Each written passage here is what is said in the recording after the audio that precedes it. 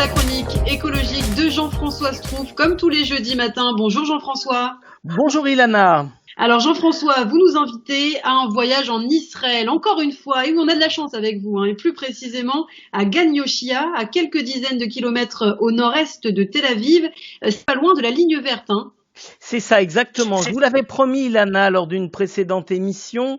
Nous allons voyager le jeudi matin dans différents lieux emblématiques d'Israël, même et surtout si ces endroits ne sont pas connus du grand public. Oui, à cet endroit se trouve le plus grand refuge pour ânes de toute la région du Proche et du Moyen-Orient. Le Moshav Gan Yoshia abrite The Safe Haven for Donkeys, un havre de paix pour les ânes. Et pourquoi les ânes? Quels sont les types d'activités qu'on peut y trouver exactement? Alors regardez Ilana, vous savez les ânes, ce sont des animaux de trait et des animaux de somme qui portent à la fois des charges et qui tirent des charrettes.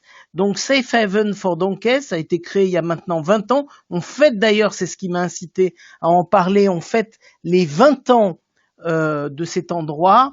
Il fallait bien une sorte de lieu pour aider les milliers d'ânes qui travaillent en Israël et dans les territoires palestiniens. Alors c'est vrai, bien sûr une clinique, une sorte de maison de retraite pour les ânes.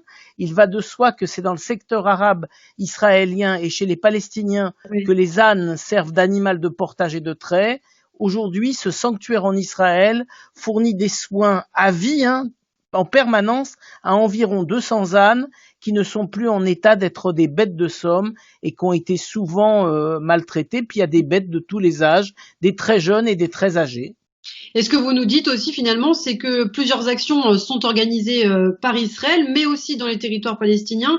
Les animaux se situent souvent à distance géographiquement de l'État d'Israël aussi. Exactement, il faut bien comprendre qu'à partir du moment où les animaux, ce sont ceux qui sont pas simplement dans le décor gentiment installés dans un champ, mais qui travaillent, il faut aller sur place chercher ces animaux et organiser leur traitement, leur suivi médical, etc.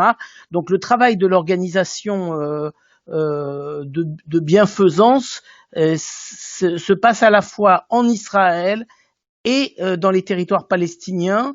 Et donc, il faut que chaque mois, la clinique mobile qui aide environ 500 ânes, mulets et chevaux qui travaillent à travers les territoires palestiniens puisse se rendre sur place. Il existe d'ailleurs une clinique permanente dans la ville palestinienne de Naplouse. Alors, les blessures courantes sont celles qui sont dues à un harnais médiocre ou des sabots envahis par la végétation, de mauvaises dents, soient facilement traitées sur place par la clinique de Naplouse ou la clinique mobile pour améliorer la vie et le bien-être de ces animaux.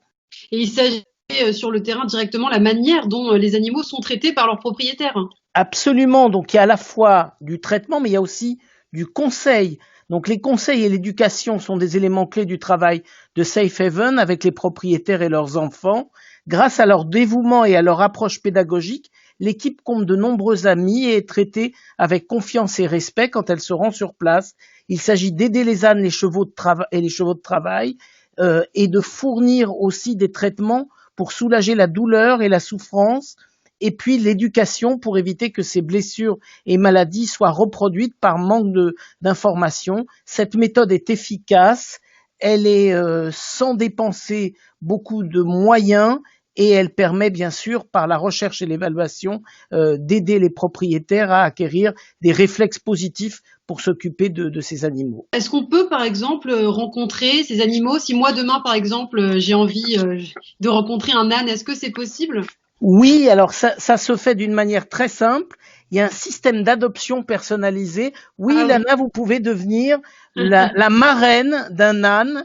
Vous avez une galerie de portraits, vous avez des vidéos et vous pouvez choisir sur leur site des animaux que vous pouvez adopter ou par exemple faire adopter par un enfant de votre famille qui aura certainement beaucoup plus de plaisir encore que vous à le faire. Et du coup, on peut contacter ces personnes qui s'occupent de ces ânes sur Internet, n'est-ce pas? Voilà, absolument. Il faut chercher Safe Haven for Donkeys. On trouve ça très facilement. ou sinon m'écrire à réparonlemonde@gmail.com et je transmettrai à cette organisation tous les souhaits d'adoption. Réparons le monde tout attaché @gmail.com pour tous les amoureux donc des animaux et particulièrement des ânes. Merci beaucoup Jean-François Strouf. Merci Lana. On vous retrouve jeudi prochain sur Radio J. Impeccable.